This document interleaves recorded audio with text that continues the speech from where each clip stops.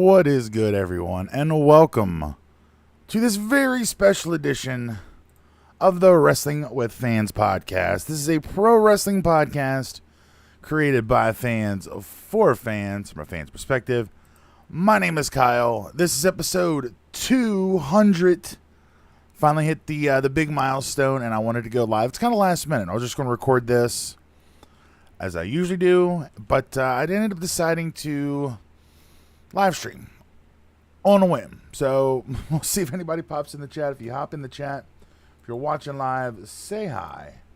Would love to hear from you wonderful people. Got a lot to cover this episode. Episode 200 is going to be a big one. We're going to have a couple little news tidbits later on. Plus, I'm going to do a quick review of Money in the Bank from last night. It was on Saturday, July the 2nd. Today is Sunday, July the 3rd. Happy 4th of July weekend for all my Americans out there. I love 4th of July. It's one of my favorite holidays of the year. And doing a little cookout here in a little bit. Just Jen and I in the house, just the two of us. Some burgers, some dogs, some other fun stuff to eat on this wonderful 4th of July weekend. Happy birthday, America. It turns, I don't know what, something tomorrow, July 4th. But yeah, so real quick at the top of the show.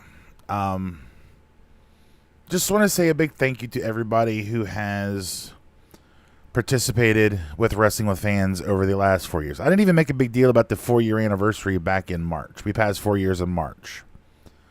But for everybody, all of the people who have joined on the streams, on the shows, you know, Chris, Bobby, Jason, John, Jen, Danny, Tim, all the guys and girls who have hopped on and joined the show at some point or another, thank you so very much for being a part of this podcasting journey that I have been on over the last 4 years.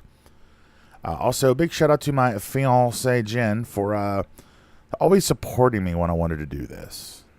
It's been a lot of fun.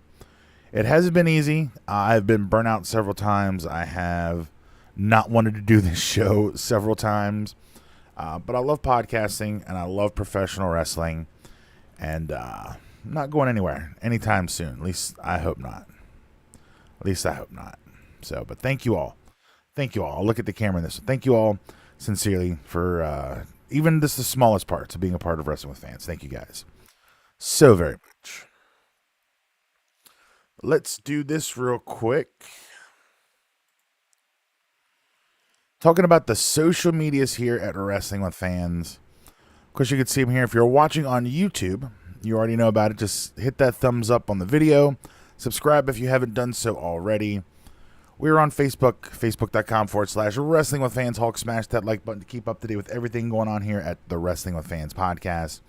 If you're listening to the audio version, check us out on YouTube. I live stream every once in a while and post some videos. youtube.com/Wrestling with Fans. I am on Instagram at Wrestling with Fans, on TikTok at Wrestling with Fans, the website WrestlingWithFans.com. New audio shows post every single Sunday night at midnight. So officially the start of the new week, the new work week, at least the work week as the stats are tabulated, you get a brand new episode of the Wrestling with Fans podcast. Or you can take us on the go, download us to your favorite podcast listening device. You can get us wherever you get your podcast fix. Apple, Google, Spotify, Stitcher, iHeartRadio, all of those. Just search Wrestling with Fans podcast. Last but not least, you can reach out via social media on any of the above platforms or shoot us an old-fashioned email at wwfshow@gmail.com. So I thought it would be fun let's start with Money in the Bank last night. Let's do Money in the Bank. Let's just get that out of the way. So again, Money in the Bank was last night as I'm recording, July the 2nd, from the MGM Grand Arena in Las Vegas. It was originally supposed to be in the football stadium, but depending on who you believe, poor ticket sales, whatever the excuse was, they moved it to the smaller MGM Grand Arena. The attendance is reported as 12,076 people. So a pretty good sized crowd there for Money in the Bank. I love Vegas. I've been there twice. Once Jen and I get married, we were planning a honeymoon to Vegas because that's one of the first trips we took together as teenagers. So, love Vegas. Would love to have caught a show in Vegas. Would have been a lot of fun. So let's quickly talk Money in the Bank. I'm just going to do a quick rundown. Let's start off with the women's match. The women's match opened the show, and I got to be quite honest, I was quite worried several times. Shotzi Blackheart did not have the best outing last night. Several close calls across the entire match. Raquel Rodriguez had a couple, I want to say botches, but missed opportunities in the ring. It was not the cleanest match, and I don't normally like to say that about the ladies because I know they try very hard, but something was not clicking in that match last night. It comes down to Becky and Liv. They do the school spot. Becky pushes Liv over on a ladder. Liv steps on the top rope and pushes herself back up, knocking Becky off, then climbing the big ladder in the middle to capture the Money in the Bank briefcase. Overall, I thought it was a pretty good match, minus some of the botches, some of the missteps throughout the match. Pretty solid opener to Money in the Bank. Up next was the United States title match. Theory defending the belt against Bobby Lashley. This match, I honestly didn't think would be as good as it was. It went 11 minutes even. Bobby Lashley winning with the Hurt Lock to capture the United States Championship. A lot of fun. Like, this match shouldn't have been as good as it was, but it was a really good match. I thought they played off of each other very well. Bobby dominating at times, Theory kind of being sneaky at times. Real fun match. Really glad to see that one. Match 3 was the Raw Women's title match. Bianca Belair versus Carmella. The match only went 7 minutes, 11 seconds. The shortest match on the card. And, I mean, this is one match you knew who was going to win. You knew they weren't going to put the belt on Carmella. You just know that's just not going to happen. I'm just saying. But the match itself was, was okay. Bianca picking up the win after hitting the KOD, only for Carmella to attack her after the fact to get some of her heat back. That part I didn't like. I think they could have just left it at a clean pinfall and walked away there. So with Carmella getting some of her heat back, attacking after the match, I fully expect this feud to continue, maybe even on to SummerSlam, unless they have something else bigger planned for Bianca heading into the biggest show of the summer. Match 4. The unified WWE Raw and SmackDown title match. Jimmy and Jay, the Usos, defending against Dawkins and Ford, the Street Profits. This is the longest 23-minute match I've ever seen. But goddamn, it was good.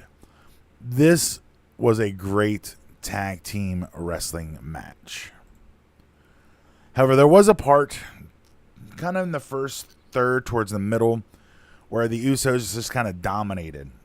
They kept Montez from reaching Dawkins in the corner, and it seemed like it went on forever, and the match just slowed down almost to a stop, and I just was not a fan of that section of the match. But after that, the last 10-12 minutes of it, Jesus Christ, those guys went all out.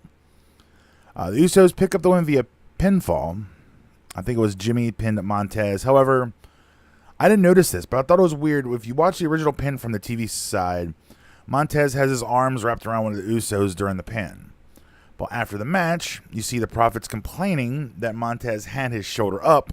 So they show the reverse side where you can clearly see that his, I believe it was right shoulder was up. The referee in position to make that count could not see that shoulder off the mat. So I guess it's a clean pinfall, but not quite a clean pinfall, if there really is such a thing.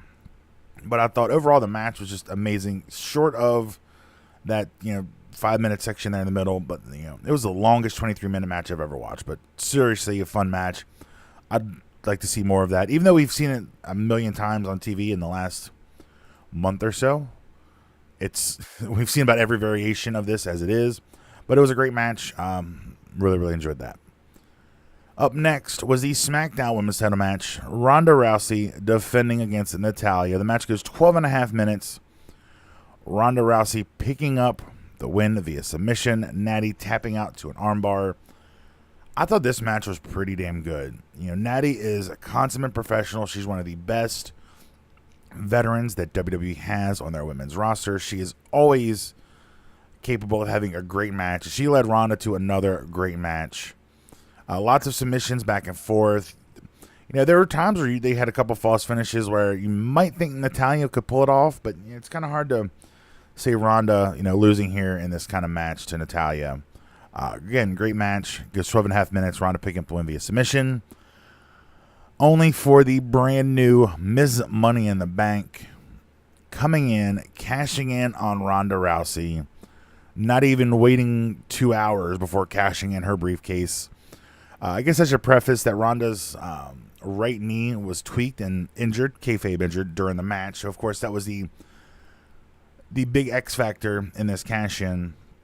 As soon as the bell rings, Liv goes to kick Ronda's right leg out, only for Ronda to catch her foot and put her in an ankle lock for several seconds, only for Liv to kick, kind of do mule kick Ronda in that injured knee, hitting a roll-up for the pin, only going 27 seconds.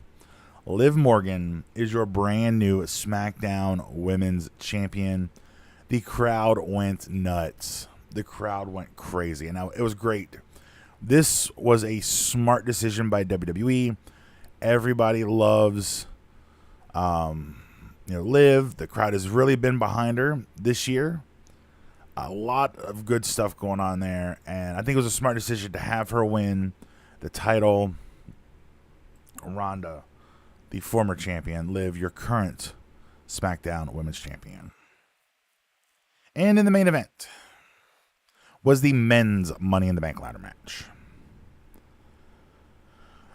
Now, I just want to start off saying I did not watch this in its entirety last night. I did fall asleep during the match and end up watching it via highlights earlier today. But the match started, what I did see, the match started off with all 7 participants in the ring, only for Adam Pearce to come out. And since it was Vegas, he sees your 7 superstars and he raises you an 8th. The former United States champion, Theory, was announced as the 8th participant in the men's Money in the Bank ladder match. And it was that moment where I was like, I really see where this is going. I hope they're smart enough not to do this and put the briefcase on Riddle, because that would be a much smarter decision, in my opinion, and a lot of other people's opinions. If you've been reading the internet today. So yeah, I guess I say the match. It was Drew McIntyre, Madcap Moss, Omos, Riddle, Sami Zayn, Seth Rollins, and Sheamus. Theory wins. The match goes 25.5 minutes. It's the longest match on the card. The crowd was not happy. The internet is not happy with Austin Theory becoming the Mr. Money in the Bank. And if you really need to know why, just search up some of his history and some of the things that have been said about him in recent months and recent years. But overall, I thought it was a fun pay-per-view, a really good show from the MGM Grand Garden Arena, Las Vegas, Nevada. Up next month, we have SummerSlam, the biggest party of the summer. And oddly enough, a couple other quick points from Money in the Bank before we move on. They promoted the hell out of SummerSlam during the show. I want to say there was at least 5 or 6 long promos for SummerSlam, especially the Brock Lesnar versus Roman Reigns last man standing match for the undisputed WWE Universal Championship. We also did get an interesting vignette that a lot of people initially were saying, oh my god, it's Bray Wyatt. But then if you watch the vignette and pause it in certain spots, there's a pair of the Dudley's glasses, Jeff Hardy's armbands, a Latino Heat license plate, gold medal from Kurt Angle, gold medal. Some people initially speculated it was Bray, and then I saw some people saying don't get too excited. It's just a promo for WWE 2K23, which I guess they are expecting to launch this fall, get back into that yearly fall release cycle. And then others I have seen are speculating this is for Edge's return, because we have not seen Edge since he was turned on by Judgment Day. Either way, it was interesting. You can check that out over on the WWE YouTube channel. But guys, that is it for Money in the Bank 2022. If you have the Peacock Network and you did not check it out, I would highly recommend checking it out. It's a fun show. And that's that. So now let's talk about the thing I'm sure everybody is here for. Everybody's coming in to see this. With last week being the AEW X New Japan Pro Wrestling Forbidden Door show, I got to thinking, and I saw a couple TikToks where people were kind of fantasy booking a few matches here and there. Well, I went hard, and I booked a 2-night event, 22 total matches for the AEW Forbidden Door, kind of a fantasy show. I think it'd be a lot of fun to kind of talk about some of the things that we could potentially see if this were ever to become a thing, which I'm not saying it would, because we know the likelihood of Vince and company agreeing to work with another promotion like AEW would be slim and none. I would speculate slim and none for Vince wanting to work with anybody like AEW. But to do the little card, I've got my trusty notebook here. Got all the matches. You can free stream it if you want to be spoiled, but got all the matches here. What I'm gonna do is we're gonna bring out something, a page I guess from like Devin Nash. If y'all know who Devin Nash is, there's a lot of cool stuff on YouTube, streams on Twitch. We're going to break out not the trusty notepad, but we're going to bring out the trusty Google Sheets document. The Google Sheets document for AEW versus WWE Forbidden Door. That is what we're going to do here. Now we're going to go down night 1, and then we're going to go to night 2. So we're going to do night by night. And I really don't have an order. I really didn't pick a match order, and some of these matches, like, I couldn't really think who would I put on a pre-show. Did one pre-show match, 10 main card matches. So I'm just going to list them, and feel free in the comments to let me know who you would put on the pre-show, what order you would put them in. I'm going to kind of go in the order that I think they might do on a pay-per-view of this caliber.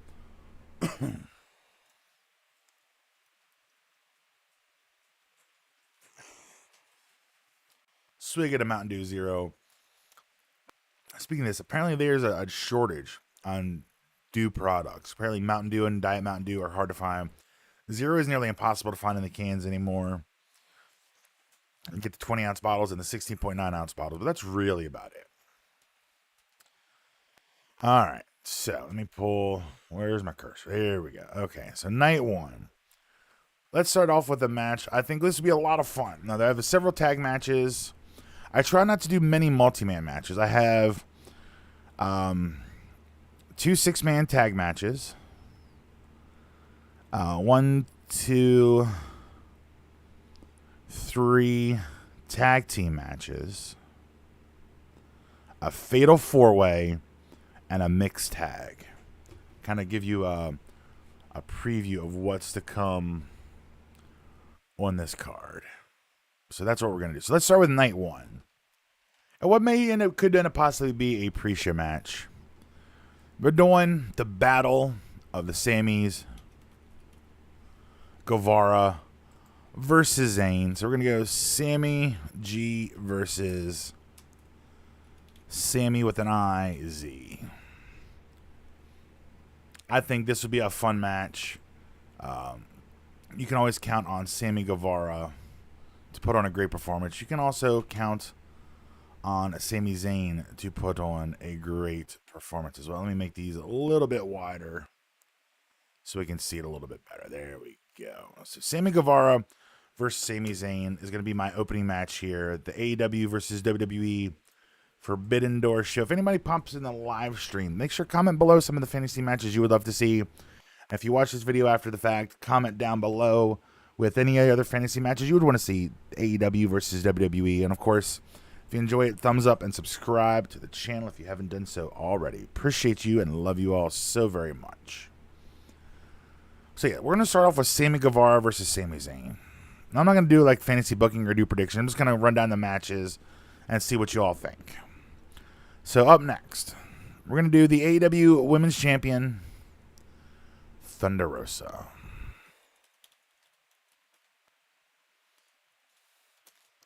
And she's going to go against your role model and mine, making her triumphant return to the ring, Bayley. I think these two ladies would put on a tremendous match. Now, I was trying to go through the rosters, trying to see who I can match up, because I really wanted Thunder Rosa, the AEW Women's Champion, on this card.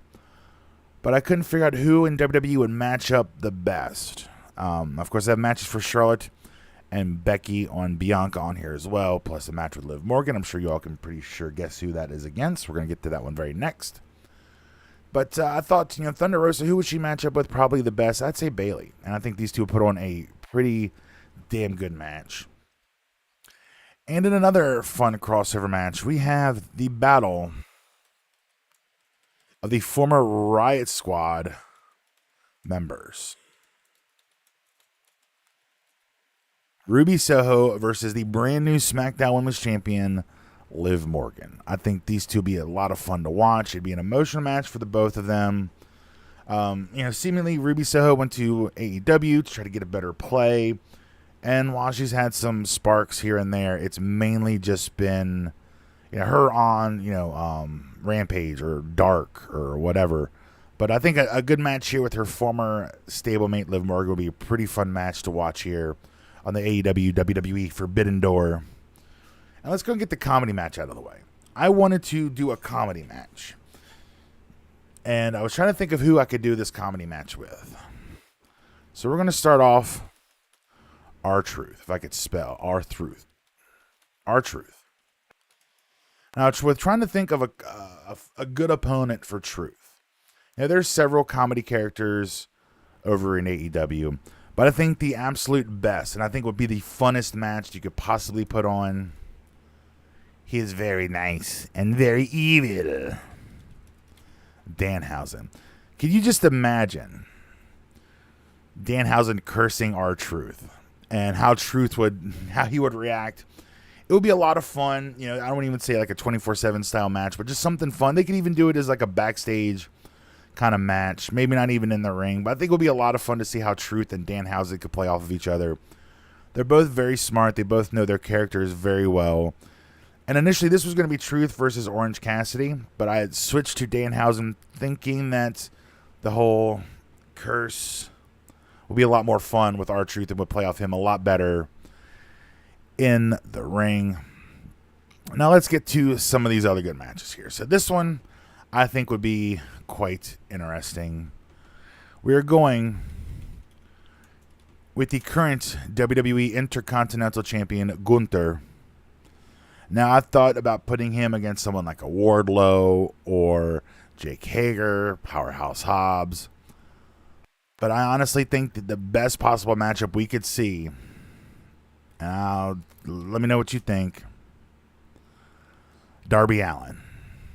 And I'll tell you why I think Darby and Gunther would be a great match. Because Darby Allin's going to be this daredevil. He's going to do crazy stuff that Gunther's not going to see. And when Gunther gets his hands on him, he's going to chop the ever-loving hell out of him. And he's just going to beat the living hell out of Darby Allin. But Darby, being the guy that he is, who never gives up, the constant underdog, fighting from underneath, I think it would just be a great dynamic, and I think these two put on a phenomenal match. I would love to see Gunther versus Darby Allin on this card. Moving right along, let's get into a tag match. One of two tag matches on night one. We're going to start off with the Acclaim. Now, I forgot to premise this at the start. We are not taking injuries into account. So, again, Bayley, who has been out injured, is being considered.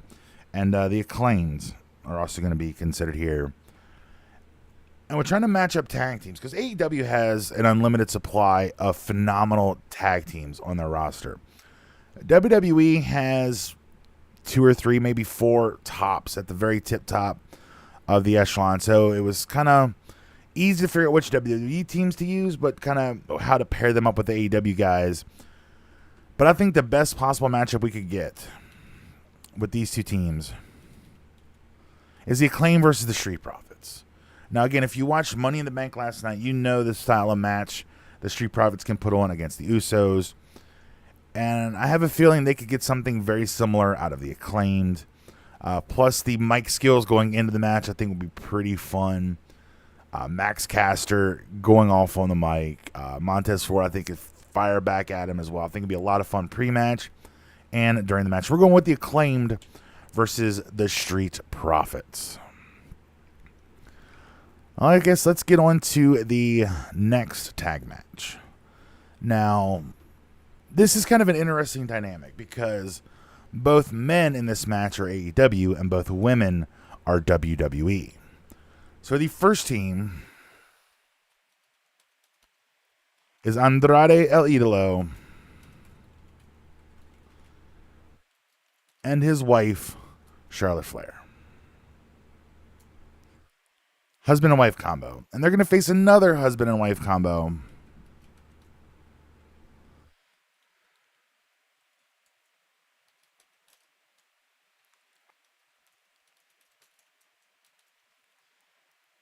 Malachi Black and Queen Zelina. I think this will be a fun match. Andrade and Charlotte, of course, are the more prestigious of the couples. Zelina Vega, queen of the ring, Queen Zelina. You could say perhaps Malachi Black is a better singles wrestler, where Charlotte's the better one on the women's side. It's up for debate, but I think this will be a lot of fun.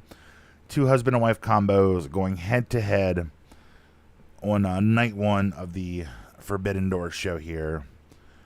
Now let's get into, we've got, 4 matches left to go. The main event I think you all are going to like. It'll be a good main event. Let's go ahead and get to another big tag team match. Let's start off with the current everything but AEW tag team champions, FTR. They're going to take on the WWE undisputed tag team champions, the Usos. This match, to me, could go down as one of the greatest tag team matches ever. We know what FTR is capable of. We know what the Usos are capable of, especially the current iterations of both teams. And I think the different styles won't clash, but they will really complement each other. The FTR, the more grounded team, or the Usos, the more high-flying super kick stuff. It almost be like FTR facing a somewhat similar version to like the Bucks, in my opinion. I think it'd be a lot of fun and probably a match that could potentially steal the show. We got 3 more matches left on this card here, on this show. Or on this night, I should say. Let me do this, because I kind of feel weird not having this. No, we'll keep that there. Okay. We'll do them both so we can tell the difference here. All right, so the next match I have, let's do a couple singles matches before we get to the big main event. And a match I think everybody wants to see, and this is kind of the easy answer. And we're going to go under the assumption that MJF is still a member of AEW. As far as we know, he is still contracted to AEW. And of course, the man everybody compares him to, The Miz. Even if this is just a in-ring promo segment between both guys, I would be all for it. And I think the wrestling match itself will be very good. I think they have similar styles. The Miz is one of the safest workers in the industry. MJF can work a similar style. I think they'll be a great. This thing is a match I think everybody wants to see. The Miz versus MJF. So we're just going to run with it. Now in the penultimate match, let's start off with Chris Jericho, the first ever AEW champion. One of the cornerstones in the early days of AEW. He now goes by the Wizard, has his Jericho Appreciation Society. Who would Chris Jericho be a good matchup for? Now, there's several WWE guys that he has a history with that you could put him against, like your Randy Ortons, John Cena. Yes, I'm including John Cena because he is an active member of the roster. Edge. There's several guys that you could put Jericho against, but we're going to put him against one of the founders of AEW. We're going Jericho versus Cody, one-on-one. I think the story you could tell, Jericho basically was, for all intents and purposes, a lifelong WWE guy. Of course, he had a long career before WWE, but he got most of his notoriety within WWE and has found a second or third or fourth life, depending on how you want to talk about it, in AEW. And he is still continuing to reinvent himself time and time again. Now, Cody, on the other hand, was a WWE guy, son of a plumber, son of the American dream, the Thoreau, if you will. He had a run in WWE, and he was good as himself, not so much as Stardust. He then goes on the Indies, goes to Ring of Honor, goes to New Japan, reinvents himself, becomes a superstar amongst the hardcore wrestling audience, helps found AEW, becomes a cornerstone of the early, couple years of AEW, and now he has returned home, so to speak, to WWE. But he's still basically the same character we saw in AEW. He's got the Homelander outfit, the music by Down Straight, a lot of the same presentation as we got from AEW. And so I think this would be a really interesting dynamic that we would get from Jericho and Cody. But let's talk about, you know what? We're going to save the main event. There is one more match left on night one. We'll go to the main event after we go to night. Nah. Okay, never mind. We'll do the main event. Let's just do the main event. I'm really excited for this match. Let's start. We're going to start.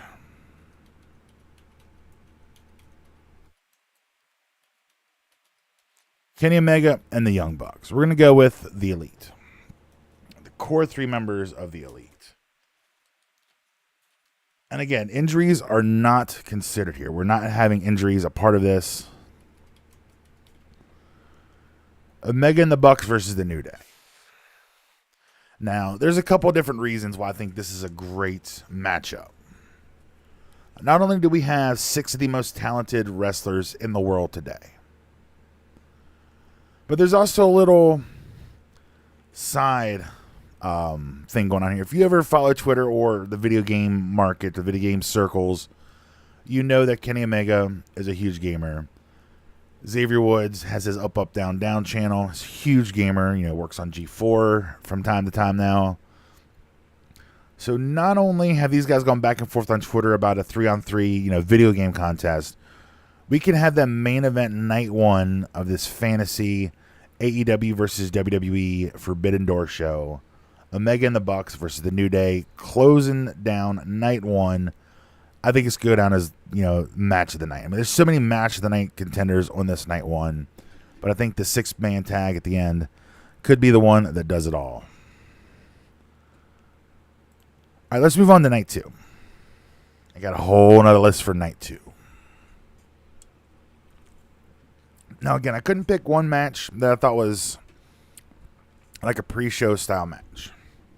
But I got some big matches on this. I think my night 2 has even bigger matches than night 1. And I got some big matches lined up on night 1.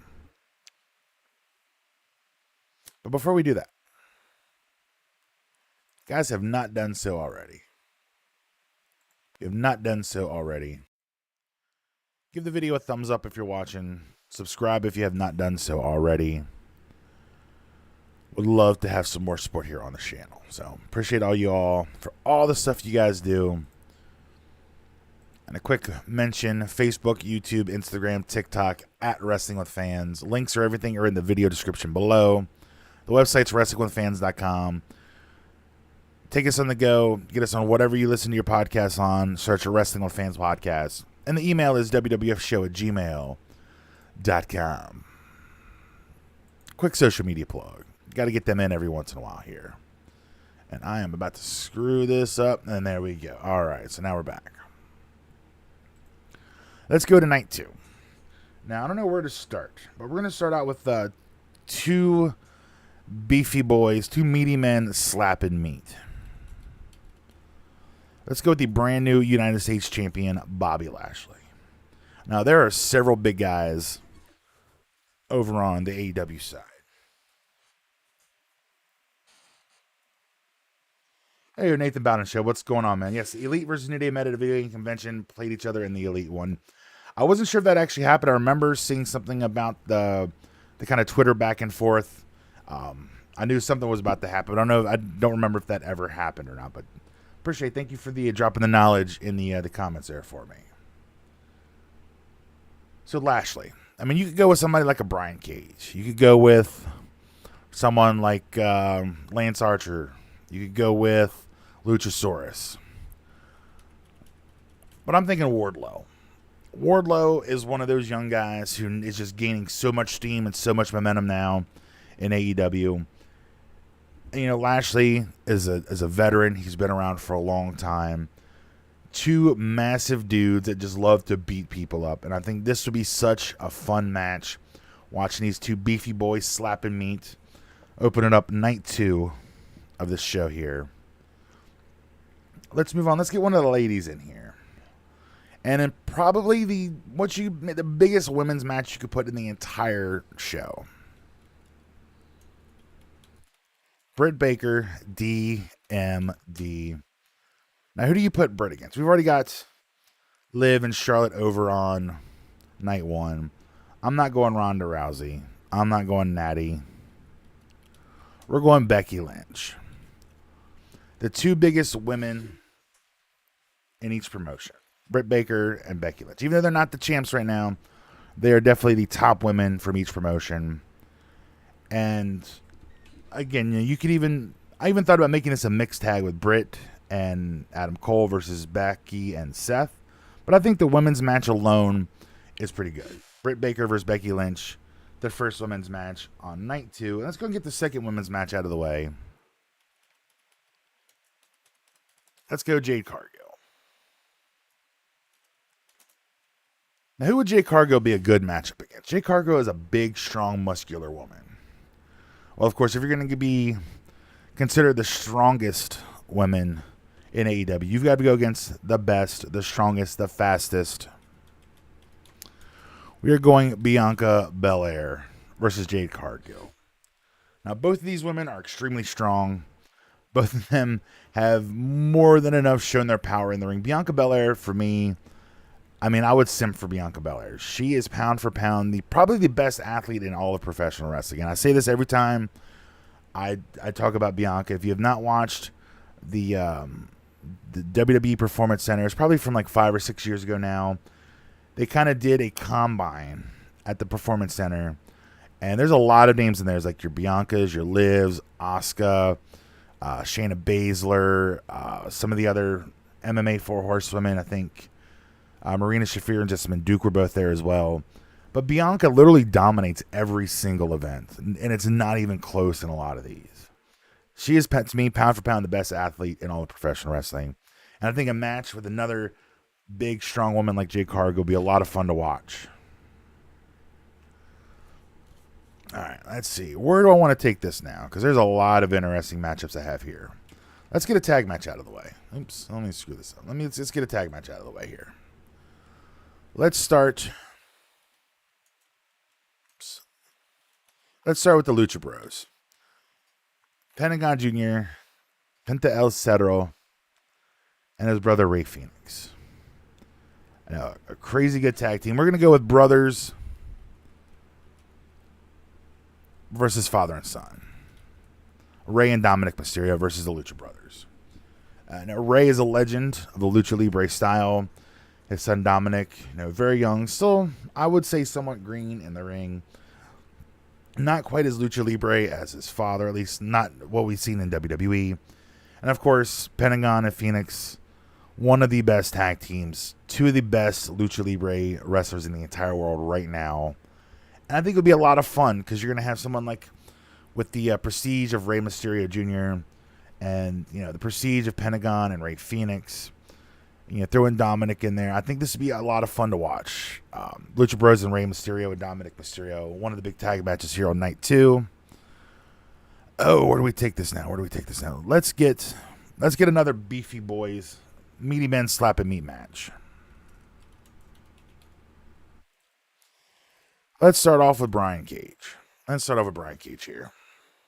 Now,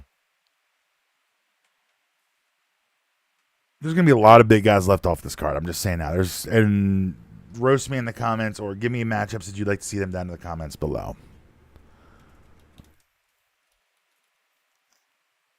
Let's go Brian Cage versus Brock Lesnar. I think that would be another good beefy boys slap and meat kind of match.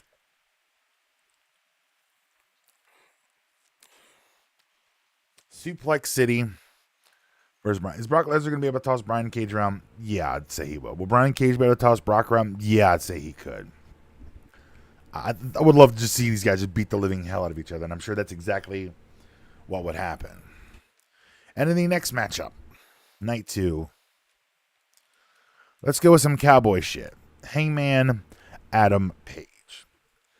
Now, we're trying to find someone to put against Hangman Page.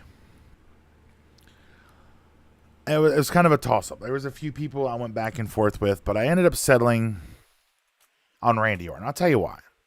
Because you have Adam Page, who was still, fairly new compared to, he's only got a few years under his belt in professional wrestling. We have someone like Randy Orton, who's been around seemingly forever, like 20 years in WWE. And somehow Orton still stays relevant and still is able to, he can wrestle many, many different styles. And I just feel like a matchup between Hangman and Orton, especially if you go with like drunk Hangman versus Randy Orton, I think it'd be a lot of fun to watch. So that's why I kind of put them together. Speaking of kind of randomly we putting together, let's talk about Hook. Hook came on the scene in AEW and quickly became like a viral sensation amongst the hardcore fans. Now, when trying to match someone up with Hook, there was really only one WWE guy I could see putting in there with Hook. Someone who kind of gives off a similar vibe. Not really the same background. Hook, of course, the son of Taz. This guy is a former MMA fighter, Hook. I just think a matchup between, the all super serious Hook and the bro Matt Riddle would just be a fun dynamic bouncing off of each other. And the styles, I think, are similar enough where I think they could put on a pretty damn good match. Getting down to the nitty-gritty here, guys. Getting down to the nitty-gritty. And these last 3 that I have are some really big matches. Well, actually, is it 4? Yes, 3 and then 1. Okay, 4. Yeah, 4 matches left. Let's get this one out of the way. Then we'll go to the other ones. We're going to do the Undisputed Elite. We have Adam Cole, Bebe, Kyle O'Reilly, Bobby Fish, Red Dragon, the Undisputed Elite. Now, given where the Undisputed Elite, what they've done, being, Ring of Honor, Cole in New Japan, Red Dragon, I think they've also done some stuff in New Japan as well. We're going to give them Uncle Allen,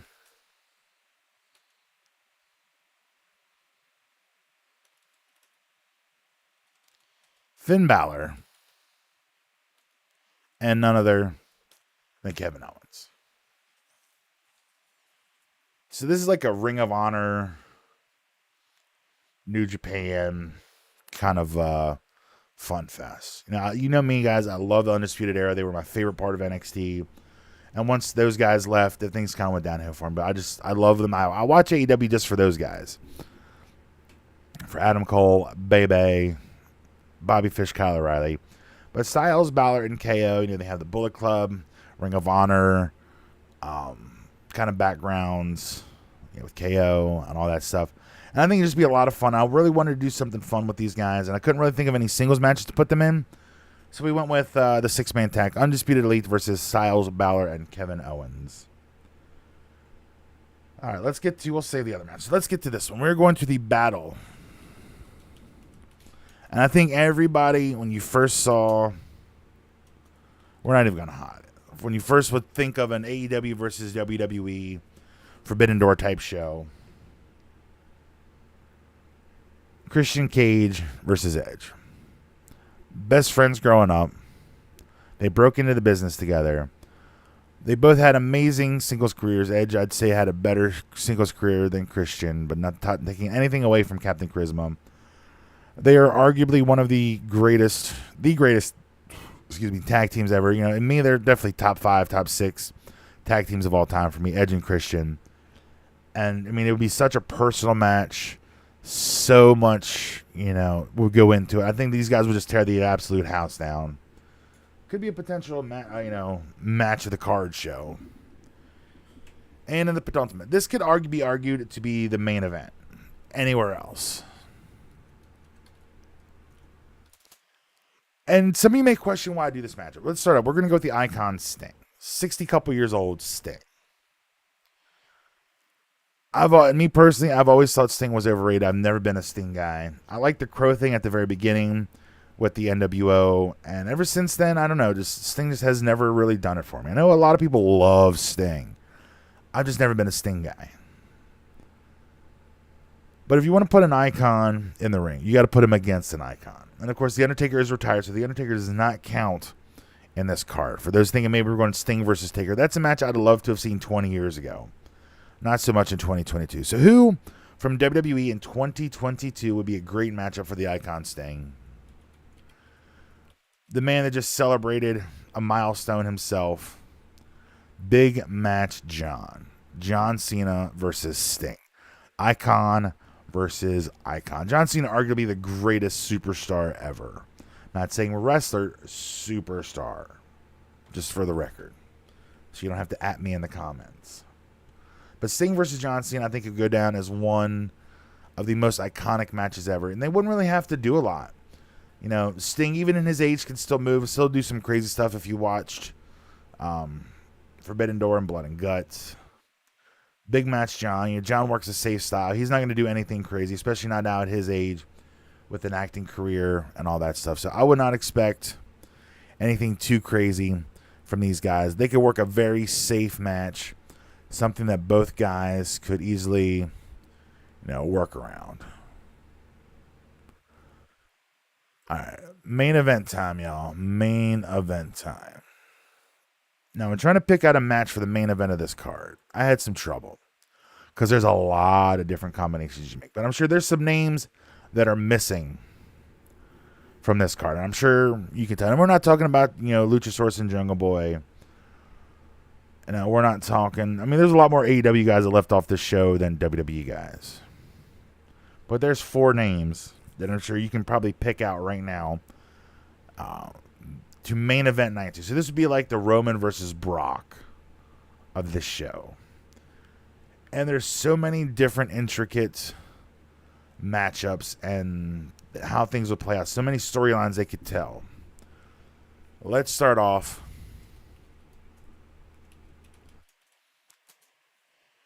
with the tribal chief, the head of the table. Acknowledge him. Roman Reigns, the undisputed WWE Universal Heavyweight Champion. I'm sure some of you know where this is going, but hear me out. We're going to play it out either way. Let's go with former, and I believe the interim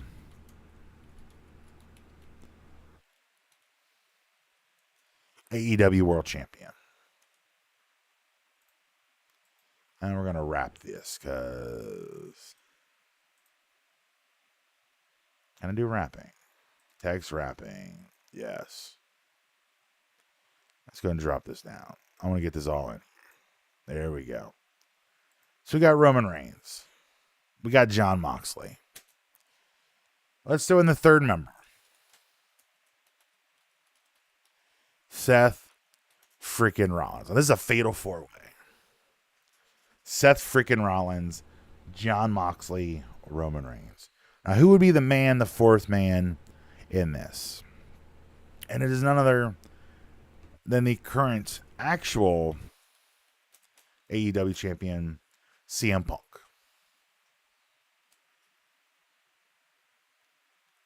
Now, if you guys go back to 2014, 2015, whenever it was, when the Shield first came into WWE, they were brought in during the Ryback and CM Punk feud. So having Roman and Mox and Seth and Punk, 3 of them are current champions. Seth, multiple time champion. He's the only non-world champion in this match. But to me, this would just be the biggest possible match you could put on for this kind of crossover card. I mean, I'd pay $100 to watch this. I mean, I would pirate it on the internet if I had to. Like, this would just be a fun card. Of course, none of this would ever happen. So we're going to run down the whole card one more time. Again, let me know who I missed. Let me know down in the comments below who you would see, what matchups you would change, who got left off that you would want to see on this show. And maybe we'll do one of these once a year to kind of see where things are at. What superstars on what program and see what happens. But I think this will be a lot of fun. Night 1, we're kicking off with Sammy Guevara versus Sami Zayn. We got Thunder Rosa versus Bayley. And a battle of former stablemates Ruby Soho versus Liv Morgan. And the only real comedy match on the entire card, but I still think it will be hilarious to watch these two in the ring together. R-Truth versus Danhausen, who's very nice, very evil. And we have Gunther versus Darby Allin, David versus Goliath kind of match. Acclaim versus Street Profits, who could be the underdog show stealer.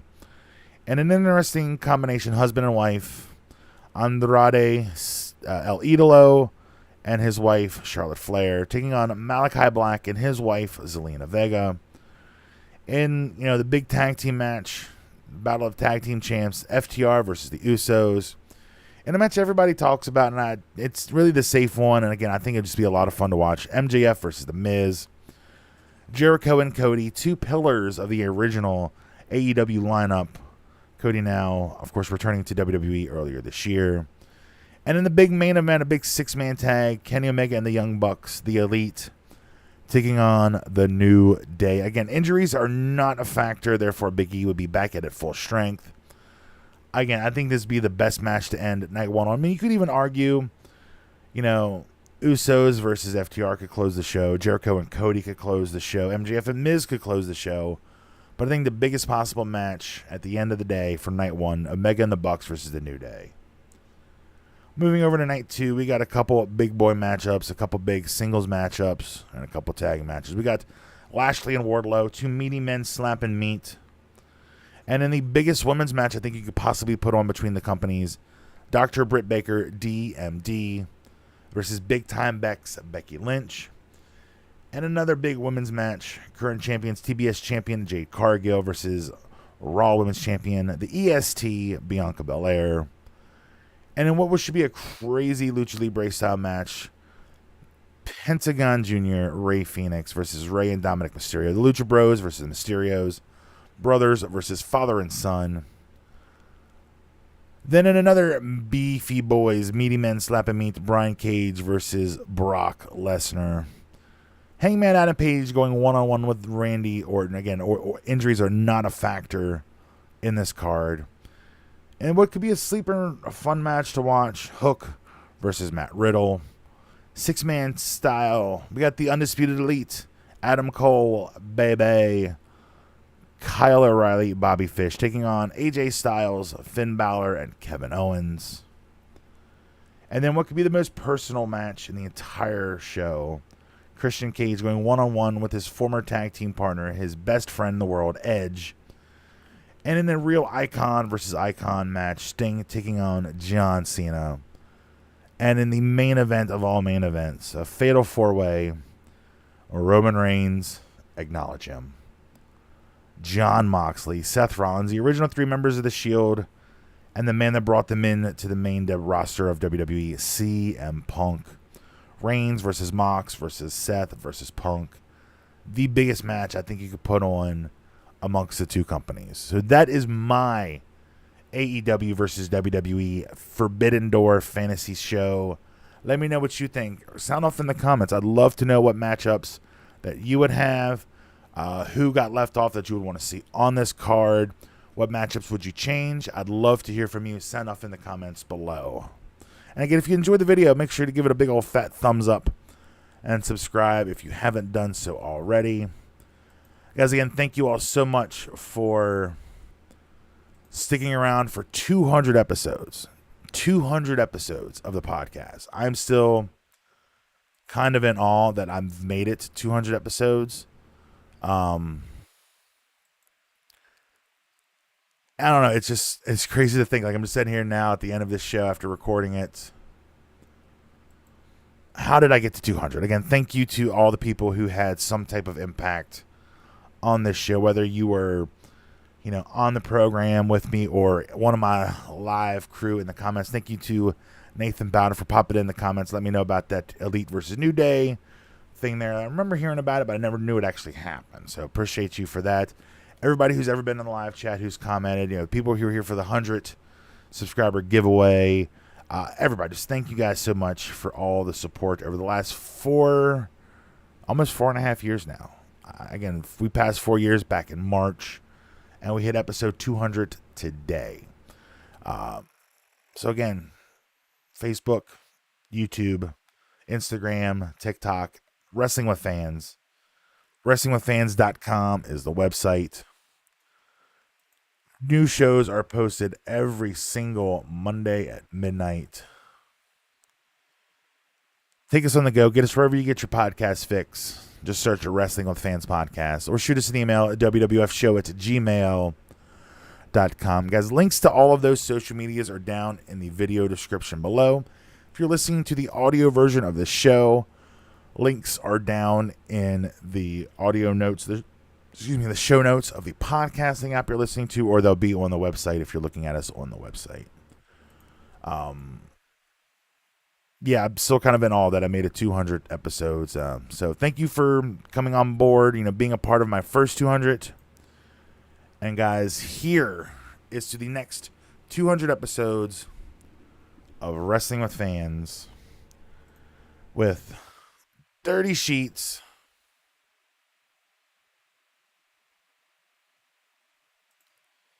emphasizing athleticism,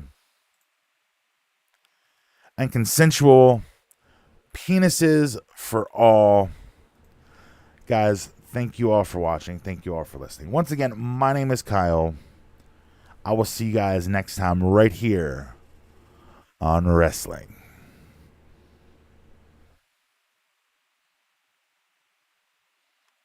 with Fans.